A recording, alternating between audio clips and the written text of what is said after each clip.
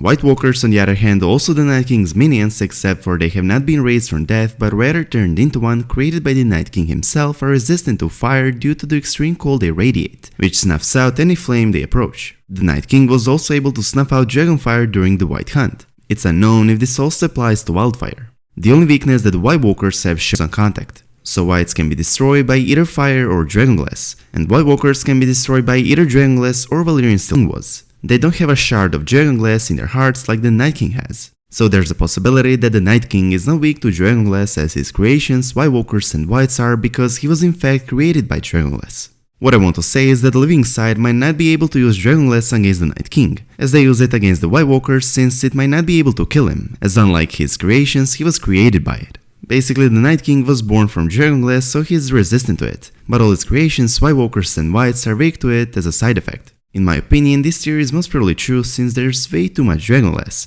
and if it could kill the Night King, then it would be too easy for the living to win, since any archer could just shoot the Night King down using dragonglass arrowheads, ending the long night and bringing the dawn. But let's face it, it's not going to be that easy. So if dragonglass might not be able to kill the Night King, could Valyrian still be used against the leader of White Walkers? It definitely would not be that easy to kill him this way, since there's only a handful of Valyrian steel swords in Westeros, and the secret of forging it was lost in the Doom of Valyria.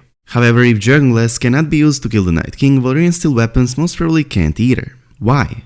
Because Valyrian steel is likely made out of dragonglass in the first place. According to legend, Valyrian steel was forged with dragonfire and infused with magical spells, some say blood magic, literally requiring fire and blood. Having been forged with dragonfire, Valyrian steel is resistant to damage from normal fire. It's long time been theorized that dragonglass was the secret ingredient that was used in forging of Valyrian steel, and there's many connections and hints supporting this theory. Both dragonglass and Valyrian steel are the only known substances that can kill White Walkers, and both substances do it in much the same way. Valyrian steel weapons are dark, almost black, just like dragonglass. However, while most of dragonglass is dark of color, in the book Stannis mentions that there's also green, red and purple obsidian to be seen in the old tunnels beneath the mountain on Dragonstone. So dragonglass is mostly black, but there are also different colors of it in smaller numbers. Just like dragonglass, Valyrian steel swords are also mostly dark of color, but there are some mentions in the books of small numbers of it having unusual colors such as dusky red and light violet. If this was not enough to convince you that Valyrian steel is among other ingredients made out of dragonglass, hold on to your seat because there's many more hints.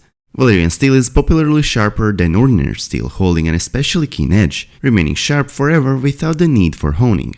As you guessed it, dragonglass is also sharper than steel. Interesting detail from the books is that in a Feastrok Rouse, Sam tells Jon Snow about old notes claiming that something called dragon steel is beside dragonglass also lethal to the White Walkers. They both suspect that dragon steel is another name for Valyrian steel. With all of this being said, it's easy to say why many fans believe dragonglass might be the secret ingredient that was used in forging of Valyrian steel. They share so many traits, powers and abilities. Dragonglass could be definitely the missing material for people to forge Valyrian steel, and with all the ingredients coming together, dragonglass and dragons, we also have a blacksmith who'd be able to forge it.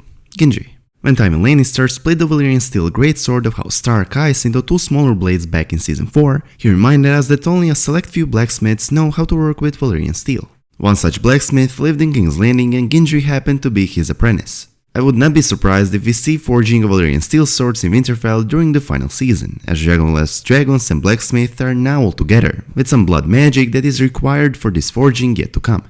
Additionally, we know for a fact that Valyrian had obsidian as well, and they called it frozen fire. They even made their glass candles out of it, so why not weapons as well? Something we know as Valyrian steel swords. If this theory is true, if dragonglass was used in making of Valyrian steel, then it means that even though it can be used to kill the White Walkers, it cannot be used to kill the Night King either, just like dragonglass. So what weapon is magical enough to kill the Night King and bring the dawn? It could be the most famous sword in Westeros, Dawn itself. Some speculate that Dawn was indeed pivotal in winning the Battle of the Dawn, in which the living won against the dead, marking an end to the long night. Dawn is the famous ancestral greatsword of House Dane, whose wielder is given the title Sword of the Morning. Legend has it that the Dornish founder of House Dane followed the falling star to where it hit the ground, and there he raised his castle, and as Ned said it, it's a fantastic story. But House Dane has a relic to prove it: Dawn, the most famous sword in Westeros. This sword was not made in Valyrian Freehold, and it was most definitely not forged from dragonglass, but rather in Westeros from the heart of a fallen star 10,000 years ago. Dawn is a great sword similar to Valyrian steel in strength and sharpness, but unlike Valyrian steel, its blade is as pale as milk glass. The last known wielder of the sword was Sir Arthur Dayne of the Kingsguard. In Season 4, Dawn is mentioned for the very first time by King Joffrey as he reads Sir Arthur Dayne's entry in the Book of Brothers. A few seasons later, in Season 6, we finally got to see it in a vision witnessed by Bran Stark and the Three-Eyed Raven. Sir Arthur Dayne wields Dawn alongside a second sword in his fight against Lord Eddard Stark and his better men during their encounter, slaying most of them and wounding Lord Howland Reed, thinking he killed him. He then duels with Ned Stark and disarms him, but before he can kill him, Howland Reed, the one that Sir Arthur slashed first and thought of him to be dead, stabs him through the back of his neck. Ned then takes up Dawn and slays the mortally wounded knight with his own blade. It's not the last we saw of Dawn. In another vision that took place some few weeks later, Bran continues his vision of the Tower of Joy, and he sees Ned holding Dawn, still covered in Sir Arthur's blood as he climbs the stairs of the tower. Ned then rests the sword at the foot of the bed in which Lyanna Stark is laying, and that's the last time we saw it. Where is Dawn now? According to George R. R. Martin, Dawn remains at Starfall Castle during the War of the Five Kings, because no new warrior House Dayne has yet proven himself worthy to wield it as a new Sword of the Morning. After Arthur died in combat at the Tower of Joy, Eddard Stark wrote to Starfall to deliver Dawn to Arthur's sister Ashara, who committed suicide shortly after Robert's rebellion, or at least that's what happened in the books. There's no indication of what happened to the sword on the show. Some theories claim that the sword Dawn is actually hidden somewhere in the crypts of Winterfell, as they argue that the sword as well as some sort of evidence of Jon Snow's parentage are hidden within Lyanna Stark's statue. Many fans believe that this legendary sword Dawn will finally resurface in the final season, as it might be the only weapon capable of killing the Night King and bringing in the dawn, with Jon Snow likely being the one to wield it. Name of the sword being Dawn and the title it gives being called Sword of the Morning is also something we should look into. Some would say its name and the title it gives foreshadows that Dawn will in fact be used to kill the Night King by the new Sword of the Morning himself, who will end the long night, bring the new morning, or as Melisandre would say it, the prince that was promised will wield the sword Lightbringer and will bring the dawn. Perhaps Lightbringer is Dawn itself, and perhaps it's the weapon that will bring down the Night King and bring the dawn. George R. R. Martin said you'll see more Danes in the future, that's all I can say. And that the Danes are still going to play an important role in the future, hinting that there will be another Sword of the Morning who will wield Dawn and even possibly be one to defeat the Night King. But there are no other Danes on the show, or are there?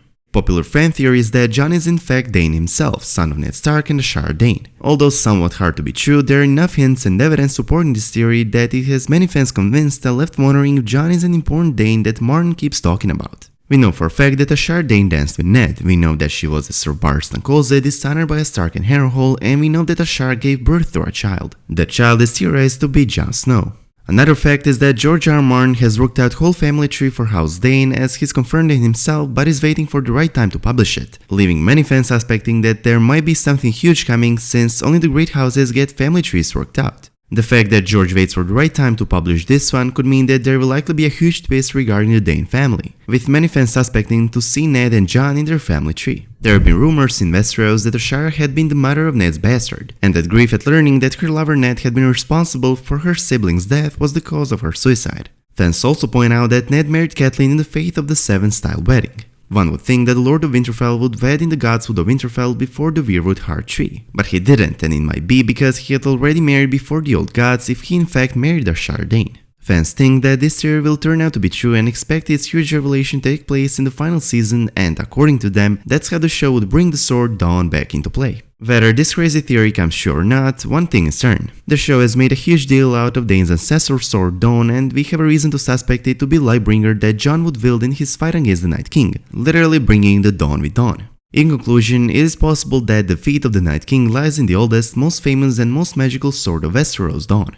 Wouldn't it fit for the prince that was promised Jon Snow to protect Westeros and his people from the Night King with the same sword that protected him and his mother at the Tower of Joy? And as always, I hope you guys enjoyed this video. If you did, please make sure to subscribe to our channel, and I hope to see you in the next one. Peace.